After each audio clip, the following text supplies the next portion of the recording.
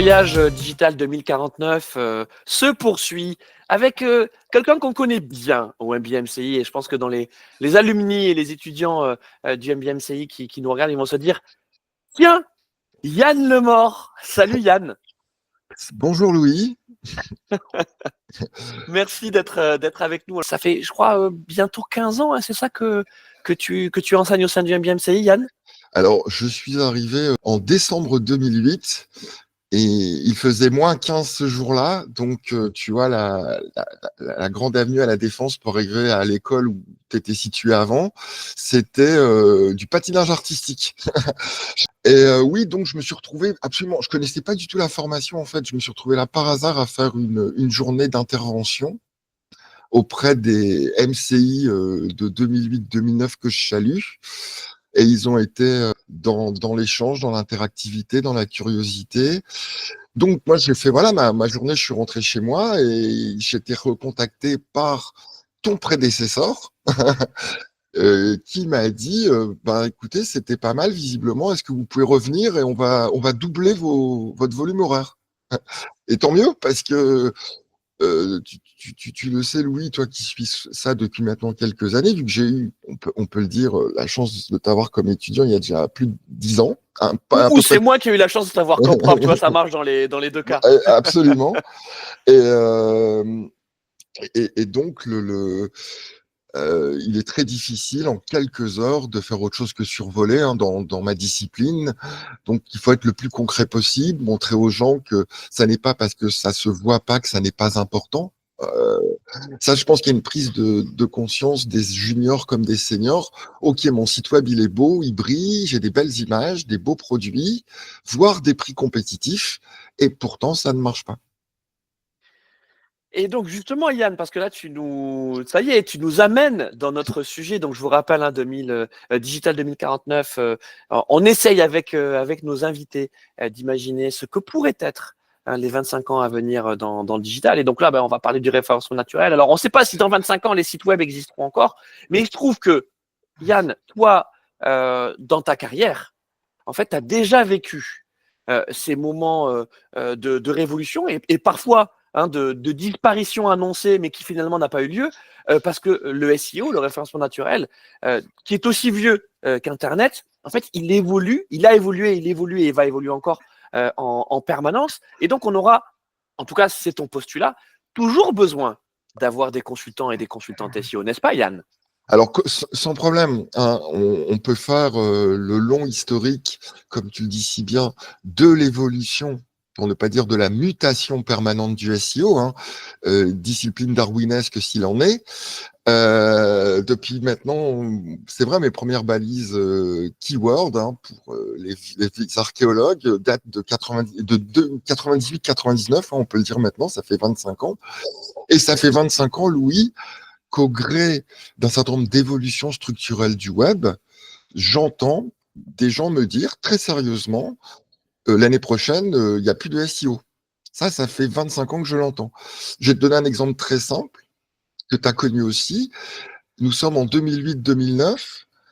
C'est l'alliance d'une crise économique conséquente de l'époque pour tout le monde et en même temps de l'émergence des réseaux sociaux tels que nous les connaissons encore aujourd'hui.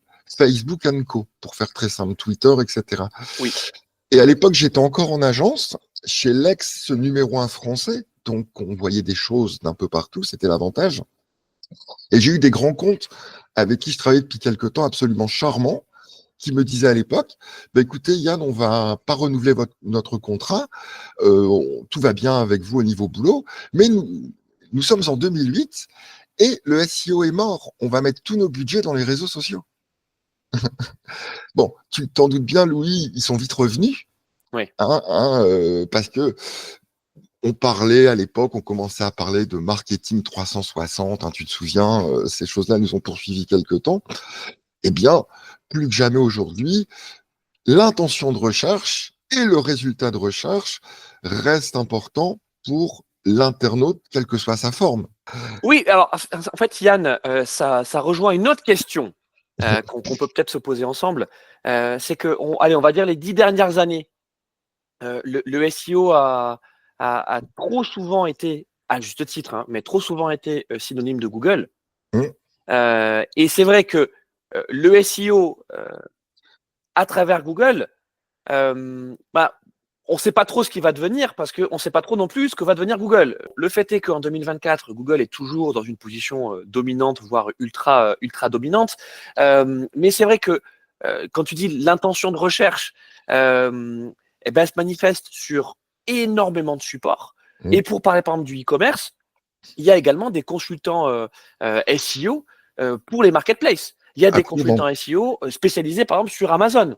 Absolument, qui est vraiment un écosystème à part en termes de SEO versus Google et les autres. Hein. Je te rejoins, Louis, là-dessus. Tout au moins, rappelle-toi, Louis, il y a quelques années, 2018-2019, on nous disait, par exemple, que 80% des contenus allaient être vidéo. Oui. Bon, on n'y est pas encore, même si la vidéo permet de faire plein de choses à tout niveau. Hein. Ça facilite, ça vulgarise beaucoup de choses. Il y a 2-3 ans, on nous disait que tout allait devenir vocal. Et tout n'est pas encore vocal non plus. Donc ça se greffe au fur et à mesure que les choses se mettent en place. Il y aura toujours des gens qui générationnellement se trouveront peut-être plus à l'aise avec l'intention de recherche par le biais de mots-clés, tandis que d'autres générations, on est déjà passé au vocal. On est déjà passé à d'autres outils euh, qu'on n'attendait peut-être pas forcément comme outils de recherche au-delà des IA, comme TikTok par exemple. Ouais. Hein, tu vois bien l'explosion de TikTok par rapport à certaines générations, qui est devenu leur moteur de recherche principal avant Google. Et ça, c'était peut-être pas prévu par Google, ne s'attendent peut-être pas à cette concurrence-là. Nos amis les IA deviennent, pour certaines, commencent à devenir des shop assistants. Directement dans l'IA, on peut faire ses courses, tout au moins tenter de les faire. Et les IA aussi, certaines, de plus en plus, nous permettent de faire de la création artistique comme des images et autres. Et ça, c'était pas prévu non plus aussi rapidement. Il y aura toujours des évolutions. Il y aura au niveau technique. On va aller. Moi, quand j'ai commencé le web fin 20e, on parlait d'autoroute de l'information. L'IA, c'est une voie lactée de l'information par rapport à ce qu'étaient les autoroutes. Mais euh, le, le- est-ce que les référenceurs, ou tout au moins les gens qui feront des choses autour de la recherche en général, auront-ils accès à des données illimitées ou à des données techniquement, physiquement, culturellement, religieusement bridées? Alors tu dis souvent à nos étudiants que le SEO, oui, c'est de la technique évidemment, et donc il y a une dimension technique indispensable aujourd'hui en 2024 en tout cas. Et bon, allez, on va s'avancer sur quelques mois encore. Hein, voilà. Oui, oui. Mais c'est d'abord un état d'esprit et une façon de penser. Et c'est ça qui est difficile en fait dans le SEO, parce que dans cette façon de penser, c'est une façon de penser assez mécanique, assez automatique. Enfin, tu vois, c'est je vais caricaturer, mais comment pense Google? Oui, Tu vois, comment pense Amazon, puisqu'on parlait des oui. marketplaces? Comment pense Comment? TikTok? Exactement. Exactement. Et donc en 2006, Louis, j'étais encore en agence et je me souviens d'un jeune développeur qui était venu me voir à l'époque, donc il y a 18 ans, pour me dire dans 2-3 ans, j'ai plus de boulot, tous les sites internet qui vont sortir seront super bien codés. Bon, vœu pieux, 18 ans après. Hein. On parle de no-code, et tant mieux. Hein. En plus, l'IA permet de faire plein de choses au niveau code, mais il faut quand même un peu s'y connaître. Mettre du code dans l'IA, si on n'a pas un background de développeur, ça nous aide pas plus. Hein. Eh bien, c'est un vœu pieux pour les référenceurs depuis 20 ans d'avoir des sites web techniquement bien faits pour qu'on puisse se concentrer sur des choses plus intéressantes. Et là, le gap, à mon sens, n'est toujours pas franchi. C'est pour ça qu'on a toujours du boulot, entre autres. C'est parce que les sites web sont pas toujours bien conçus techniquement. Mais moi, je me fais le SEO en tant que tel va encore évoluer, évolue déjà depuis quelques années. On est bien d'accord, Louis, ça a toujours été. Il y aura toujours besoin, tant au niveau actuel, tu le sais, hein, toi, tu vois ça de par les différents corps de métier qu'on enseigne dans ton école. Tu le vois bien, Louis, les références, il n'y a pas de chômage dans le référencement. Les référenceurs sont demandés partout. En tant que chez l'annonceur, en agence, on a besoin de personnes ressources. Et de plus en plus pour les nouveaux médias, TikTok, là, pareil, les référenceurs sur Amazon, réels et purs, sont une denrée très rare. Hein. Donc, où certains ont des connaissances des moteurs chinois ou russes que moi, je n'ai personnellement pas du tout d'une façon experte, loin de là. Il y aura tout. Alors, après, là, je suis d'accord, ça reste Game of Thrones au niveau des outils de recherche. Des nouveaux arrivent. Rappelle-toi, certains étaient très populaires à leur époque, ont disparu. De toute façon, on regarde ne serait-ce que, Louis, l'évolution du programme de ton MBA depuis qu'il existe. Hein, j'ai pas tout vu, mais les cours ont été foncièrement C'est vrai. modifiés depuis 25 ans. Moi, je serais curieux de voir quels étaient les premiers cours de la première promo versus ce que tu offres à tes étudiants aujourd'hui. C'est une bonne idée. Tiens, Hein, je vais faire un peu d'archéologie exactement. et je vais effectivement essayer de trouver la maquette pédagogique de la première promo, donc de 99-2000. On va voir si on a ça dans nos archives. Voilà, moi, parmi mes premiers boulots, fin 90, j'étais dans une boîte à un moment, une SS2I, et les trois quarts des connexions qu'on faisait à la base de données de cette SS2I par les clients se faisaient par le Minitel. C'était à l'époque 10 francs la minute. Bon, voilà, 1,50 € hein, pour les plus jeunes. Tout ça a évolué. Tout ça évoluera toujours. Hein, alors, tout ce qui est pareil, on est à l'aube de l'IA, on est à l'aube des hologrammes, on est à l'aube de tellement de choses.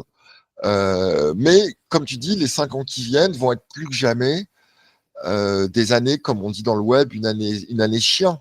Une année web, c'est 7 ans.